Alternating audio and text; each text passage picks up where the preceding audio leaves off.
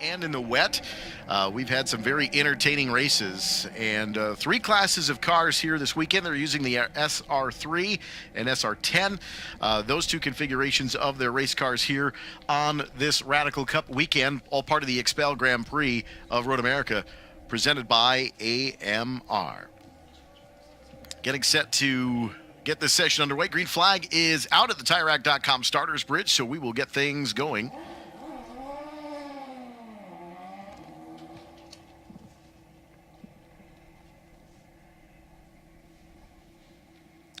So 30-minute session on the clock, and here we go. Radical Cup North America underway on this Friday.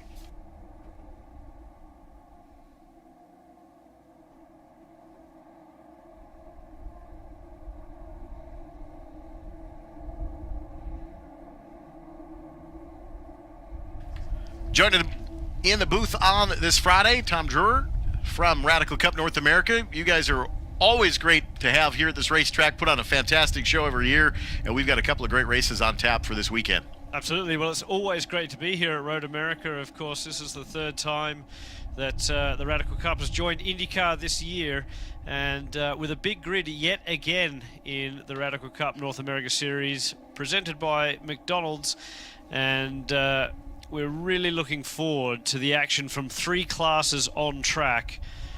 The Platinum class cars with their yellow day glow on the rear wing and on the front splitter, and of course those cars powered by a 425 brake horsepower Ford EcoBoost engine.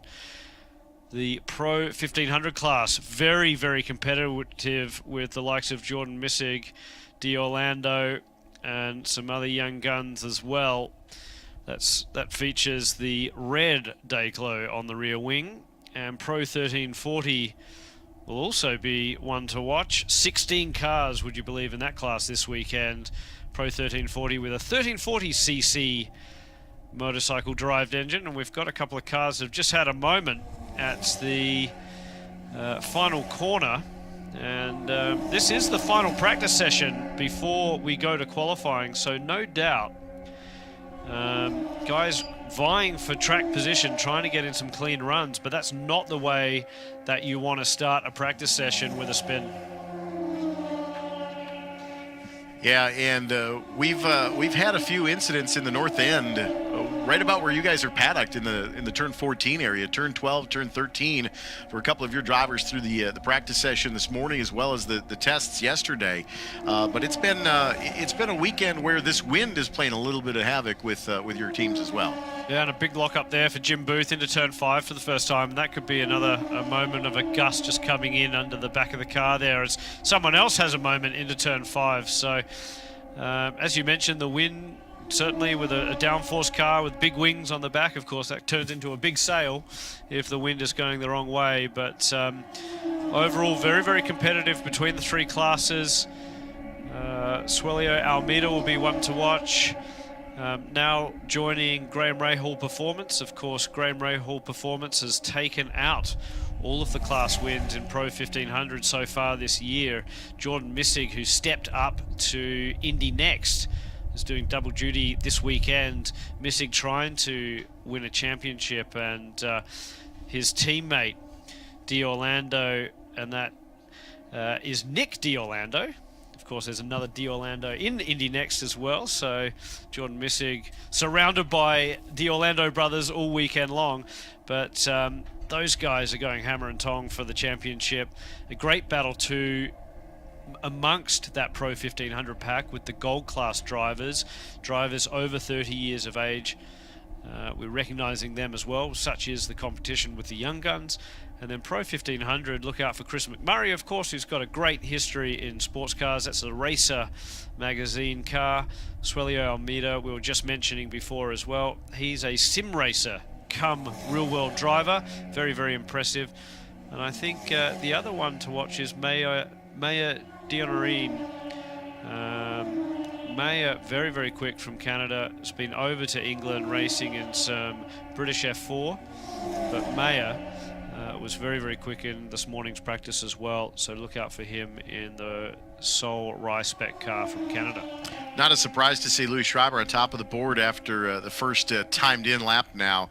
A 2:08.720 for Louis Schreiber in the 1:11. And just as we say that, John Field, no stranger to prototype racing, of course, and has been a big influence, I think, on this series about how well this package is really kind of put together for Radical Cup North America, presented by McDonald's, the 2:08.150. But Field, no stranger to prototype racing here at Road America. No, and no stranger being at the pointy end of this field. John Field taking the championship in the Platinum class, as you mentioned. I mean, everyone remembers the black Lolas that he drove in the American Le Mans Series, taking on the factory Audis, and of course Clint Field as well, winning that championship. Clint Field joining his father back in the Radical Cup this year, loving their motorsport again, the Fields, and just one of a number of father-son pairs in this group. It's great to see how many we have, and the camaraderie in the paddock is fantastic. Of course, a lot of the drivers coming through the top country clubs from around this great nation, and we just see a signal there on, that's D'Ambrose, I think. So he was quite quick as well, and we've had a bit of dust up just through exit at 10, just underneath the Mission Bridge, so somebody went a little wide. It looks like in the gravel on the exit of the carousel. But we talked a little bit in the practice session this morning that, you know, the configuration of these cars, obviously the 1340 and the Pro 1500, but there's really two kind of key car concepts that Radical uses throughout most of these race weekends. Absolutely. So, yeah, as we were mentioning, the Platinum class cars feature the Ford EcoBoost engine, big high horsepower turbocharged engine. So Jordan Missick commenting that's very of a similar ilk to the Indy Next car. You've obviously got a bit more weight over the rear axle, have to be very, very smooth on power, but also maintain throttle. You can't afford to back off. It's a turbocharged engine. You can't get the spool to come off, and then of course you're losing all of the power. So you have to commit to the throttle and be one action, as opposed to the lighter weight Pro 1500 SR3 cars and Pro 1340s, as we see a good example there, Chris McMurray coming through the kink and down into Canada Corner. These cars are ultra lightweight. They're so well balanced with the motorcycle derived powertrain in the back of them, and that makes for a fantastic training tool, a car that you can have from day one in your motorsport career. And some of these drivers now on their literally 10th, 11th Radical, because it is such a fun car to keep in the stable. And that's more of a momentum car, particularly the 1340s. The 1500s have a little bit more power, 1500cc as opposed to a 1340cc engine, and around about 230 horsepower as opposed to about 205 for the 1340s. So 1340 is like a momentum car, of course, full downforce, big wings, big front splitters, rear diffusers. So, but you can tromp the power out of the corner. You can get on the right pedal and keep the loud pedal down, flat out of the corners, as opposed to the Platinum class. We've really got to baby all of that horsepower out of that turbo engine. And we've kind of seen a little bit of that with these heavier winds that we've had yesterday and today. You know, with the more aerodynamic dependent, the bigger wing, when the wind's blowing the opposite direction from the car, basically a tailwind here, you're already at load, maybe in a corner. That's maybe why we've seen some issues out of Thunder Valley with these cars this weekend, because the wind has been fairly significant in the northwesterly direction. And when those cars kind of come up and crest the hill at 13 and make that left-hander, those cars are under tremendous load, and that wind is kind of getting them, maybe catching them out a little bit, because they are losing a little bit of these grip. Bit of the grip. Absolutely. And look, you know, the Hankook tires are fantastic tires. They do take a little bit of time to generate the heat and get into their operating window. We typically will see, when we go to qualifying, the fastest lap times towards the end of the session. I think it's a case of there's a bit of dust and all sorts of things in the air, so that the track conditions aren't always what you expect. We saw the dust get kicked up out of turn 10, out of the carousel. But also, these cars are extremely fast, 170 plus mile an hour for the the SR10 machines, the Platinum class cars, as they sail down into turn 1. Same thing into Canada Corner, same thing into turn 5, and a couple more mile an hour pushing against that rear wing, from the wind pushing against the rear wing, makes a big difference in the braking zone. So yeah, just I think the conditions out there not as easy as perhaps it is watching from the sidelines, although shout out to everyone that is camping around this circuit, because it's been a bit of a rough weekend in terms of the wind, and I think everyone's been doing a good job of keeping the hatches battened down and you know, enjoying themselves. But we certainly are as well. The Radical Cup, you know, again, 36 drivers coming to this weekend. We lost Jason Plotke in an incident yesterday. That was an unfortunate one, just in turn 2, between turn 2 and turn 3. Car snapped left on him, one of the SR10s, and hit the wall quite heavily. But everyone else running strong, and John Field, as you mentioned, the strongest so far. Louis Schreiber, I was just going to mention a quick story. Louis, really tough family situation. His daughter was involved in a horrific car accident a few weeks ago, and the whole Radical community has been very concerned, very rallying around Louis. It's just fantastic to see him here this weekend and trying to get some normality back to his life. His daughter's coming to the racetrack. She unfortunately had her boyfriend pass away in that incident, and you know, for Louis yesterday, you could tell his mind, it was a challenging day for him. Today though, you can see that he's really starting to put this together, and as you mentioned, over the years the 111 machine has been vying for wins. It's been on the podium. Louis Schreiber, he's from Wisconsin. This race means so much to him, and I'm sure this weekend it means even more. So look out for the hometown hero, Louis Schreiber, in the 111. He will be a great competitor out there. So too for Greg Gorski in the 24, returns to the series. The Cock Oil Smoke Buddy machine, one to look out for. Jack Yang's also been extremely impressive in Pro 1500, and is fastest at the moment, notably quicker than Jordan Missig and the Graham Rahal cars that have been typically at the pointy end of that class. And so Jack Yang, who's one of our gold class competitors, really impressed with him. And Austin Riley also in the thick of it. Evan Slater, he'll be one to look out for. He felt confident, was putting on some new rubber this morning, apparently. So we'll see what he extracts out of some brand new Hankook boots. And then we're back into the Pro 1340s. And I think the big battle there, you've got some big names, Jace Bacon, Suelio Almeida, as we mentioned, Maya Dionair, and also Mike D'Ambrose Sr., who's one of the locals. Got a yellow flag there, mate. Yeah, down at Canada Corner, looks like someone went a little wide and back underway. And that has been the trouble spot, is getting into 12 and the exit of 13. Kind of been the majority of the trouble spots this weekend for Radical Cup North America, presented by McDonald's. You mentioned talking about you know, certainly the Radical Cup community kind of rallying around Louis Schreiber, and obviously losing Jason Plotke yesterday with the contact during the test session. But in years past, we have seen your paddock area quite impressively rallies around those competitors that have a problem, and it's not just their individual teams jumping in. It's multiple teams saying, what do you need? How can we help? And I think that makes this Radical Cup community so unique in the fact that wherever you go, the country clubs, the major competitive weekends, like with your weekends with the IndyCar series, your paddock is, as they say, a little bit of a traveling circus, so to speak, but you're all rally around each other. Well, the great thing is there's a great group of people that follow the series thick and throughout the year, but then we get all the locals as well, and a number of competitors from Autobahn and Team Stradale here this weekend, joining their typical full season entrance.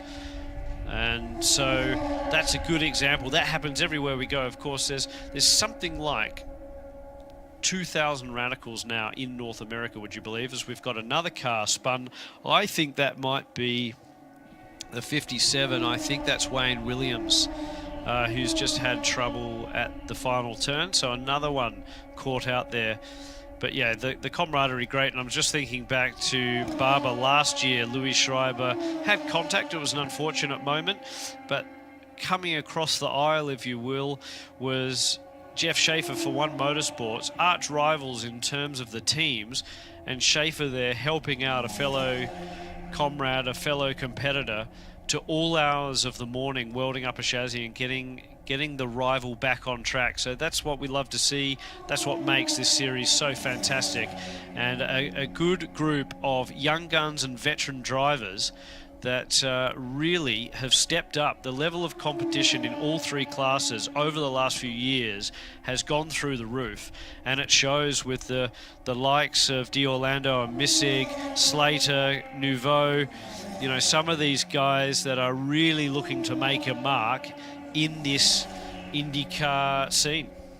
Well, we talked quite a bit with Rob Howden the previous two sessions with these USF Pro Championships, but there have been a few drivers that have kind of come up through karts, have gotten into Radical Cup, and then have kind of maybe laterally moved into a ladder system somewhere, either via IndyCar, ladder with USF Pro Championships, Indy Next, or laterally towards more of the traditional sports car. Absolutely, and that's what's so great about these cars. Of course, they're full wings and slicks downforce cars, so you can hone your craft and apply it to the USF series. Of course, what was Road to Indy, and fantastic. You can see it in what Jordan Missig's done, jumping in, with no testing into Indy Next. Did a brilliant job really at the Indy Road course, and we'll be interested to see how he goes on a circuit this weekend that he knows a little bit better. But again, no testing and jumping out of the Radical, it's preparing him. And I think it's a testament too that Graham Rahal's got involved. He's a dealer for Radical in Indianapolis. It's amazing that Rahal also sees the value in this series, and speaking to Jeff Frederick yesterday, the team manager there, they're really looking forward to utilizing Radical Cup as not just a breeding ground for talent in terms of drivers, but also for mechanics. This is a great series to really start off your motor racing career, and of course it's a full national series. There's not too many of those left outside of the traditional open wheel and perhaps the big sort of typical GT series being Porsche Cup, Ferrari Challenge, and Super Trofeo. I think in all relevance, I think it's being narrow-minded that that these mechanics can go only one path. You really hone your experience. As anyone in the workforce knows, you build skill, you build your tools, so to speak, and then try to broaden that horizon, moving forward. And I think each jumping spot leads to a bigger jumping spot. And this series, no question, even though it's a traditional, I don't want to say a spec series, but the cars are very uniquely similar in the way that each driver can adjust. What kind of adjustments do they have in these race cars? Yeah, quite a few. I mean, as you mentioned, it is a spec series, which is what's great. It all comes down really to the squishy bit in the middle, as John Field just goes for another flyer, 2:04.8. So these times really starting to tumble now. And Chip Roma, an SCCA, he's won multiple runoff championships and has now trying his luck at a spec series, and he's also right up there, second fastest at the top of the charts at the moment.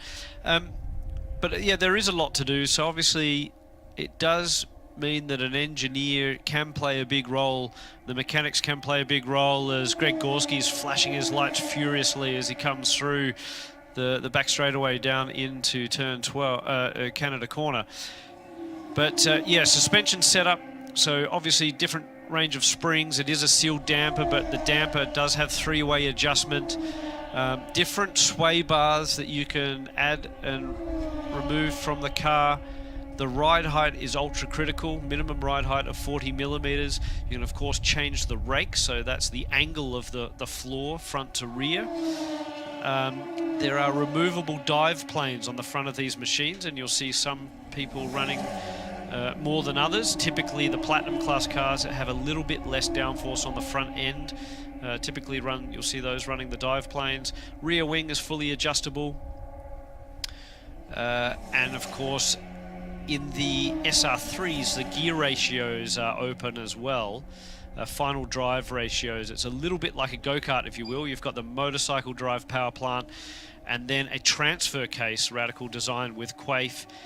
And inside that, there's 2 gears that you can change, a little bit like sprockets on a go-kart. So different people might be running different setups around this circuit. The SR10s, whilst they have a Hewland gearbox capable of a full change of gears, we limit that in the series just for cost capping to the standard ratios. But yeah, lots of adjustments, but not too many. I think the lovely thing is you can still be a single car entrant. Someone like David Flint, who's running this weekend and running the championship, loves his motorsport, turns up with a single car trailer, one of his mates, and goes racing. You know, as we've routinely said, that this is a traveling series with your core group that are running in that points championship, but it does offer the opportunity for a lot of amateur road racers at the club and in unique places like Autobahn we mentioned earlier. It gives those competitors a chance to hone their skills in their track days locally, and then be able to experience a national weekend. Maybe closer to home. Not just a national weekend, an IndyCar weekend, right, like this one, right? But in that aspect, these cars are uniquely built and designed for competition, but they're also made for an amateur road racer just to enjoy as a track car too. The lovely thing about these cars is to put a novice driver in, someone that's never been on the track, they're immediately inspired by the grip. The confidence that you have immediately is fantastic. On the flip side, you put someone in like Lando Norris, and they can't believe how much they can extract from these machines. And it's a great design of a race car. They look absolutely fantastic at speed. Obviously, each of the classes has the designated color on the end plates, so you can, as they're going past your spot, you can kind of identify which group they're with. But with this Radical Cup, final 7.5 minutes of this practice session, we go qualifying with this group a little bit later on. But these drivers have to have, obviously some clear racetrack in that qualifying session. That's going to be important. It is. I'm really looking forward to that, and I hope to join you back in the booth for that one. Obviously, 7 minutes remaining. We'll see who comes out on top in some of these classes. Yeah, we're delighted to be here this weekend. Looking forward to 3 races. The final one of the weekend for us on Sunday morning, featuring a mandatory pit stop. So that's another thing that helps these drivers learn their craft. And as you mentioned, 3 classes, meaning that it's multi-class Le Mans style racing. These guys are learning everything they need to progress up through the motor racing ranks, whether they take that GT pathway, remain in prototypes, or try their luck at the Indy Next and an IndyCar ladder. Absolutely. Well, we'll be joined by Tom a little bit later on today, and certainly for the weekend for our races. You can also find the Radical Cup North America presented by McDonald's streaming as well this weekend from America's National Park of Speed. We'll try to bring you all the action throughout the weekend on the stream as well. A little bit of a look to the entry to Kettle Bottoms and the exit into Canada Corner, and where they make that right-hander at the north end of this beautiful 680-some acre facility now, with the expansion to the corner of Highway 67 and J. But this is a beautiful facility. The sun is out. We've got some high clouds, blue skies, And so clouds will dip and dunk a little bit. We'll see the track temperature change a little bit through the afternoon on a fast Friday here at Road America. Let's take a look at where we're at for practice 2 for times. John Field continues to lead. His fastest lap was lap 5, a 2:04.879 in the platinum category. Chip Romer also in platinum, a 2:05.962. Louis Schreiber third quick, a 2:06.357. Jim Booth, a 2:07.05, and Jim Booth just did that on lap 4 just a moment ago. Greg Gorski, a 2:07.275. In Pro 1500, Jordan Missig leading the way, a 2:10.329. Jack Yang in the 21, a 2:11.086. And Spencer Schmidt in the 19, a 2:11.121. Let's take a look down a little bit into 1340. And I believe that is going to be Evan Wolf in the 70 with a 2:18.775, as well as Ben Blander in there as well in that 14th, 15th spot overall. And then let's see who is third currently with the 1340s here.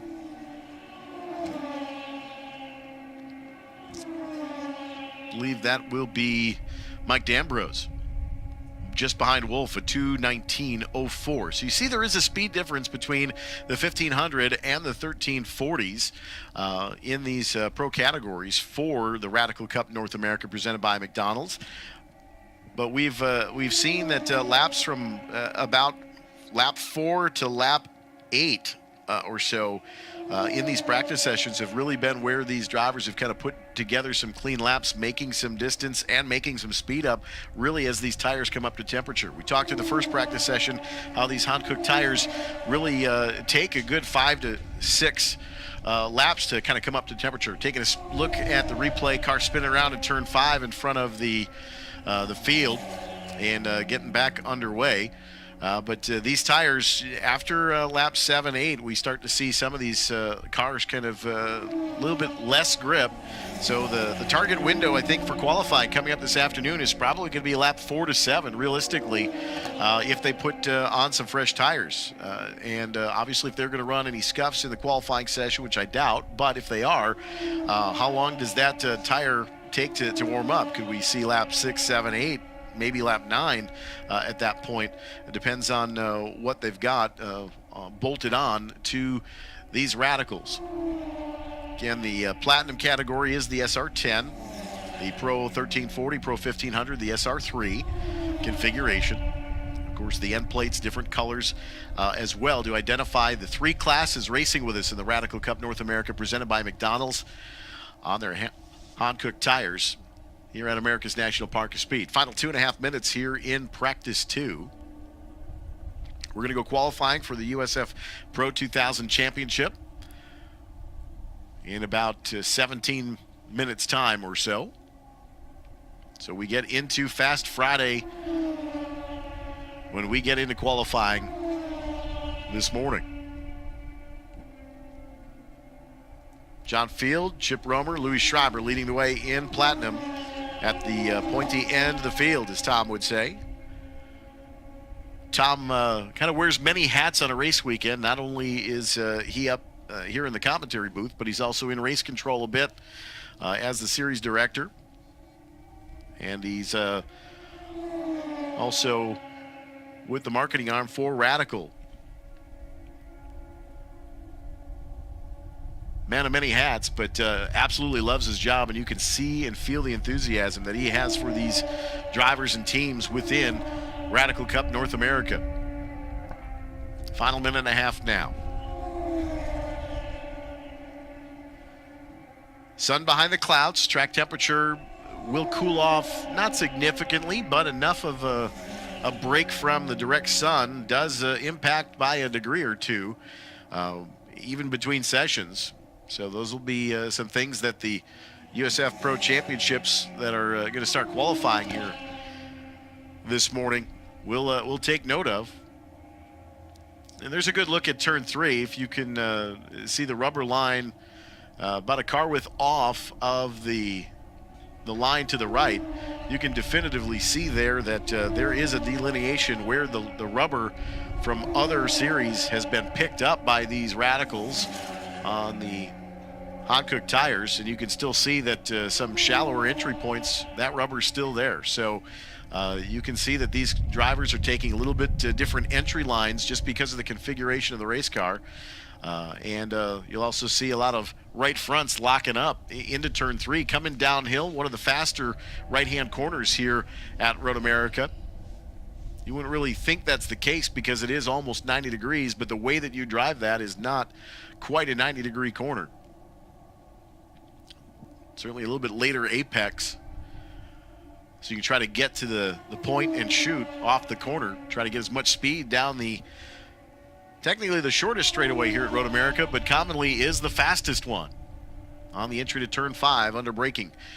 Checkered flag is out here at the TireRack.com starters bridge, which means that will conclude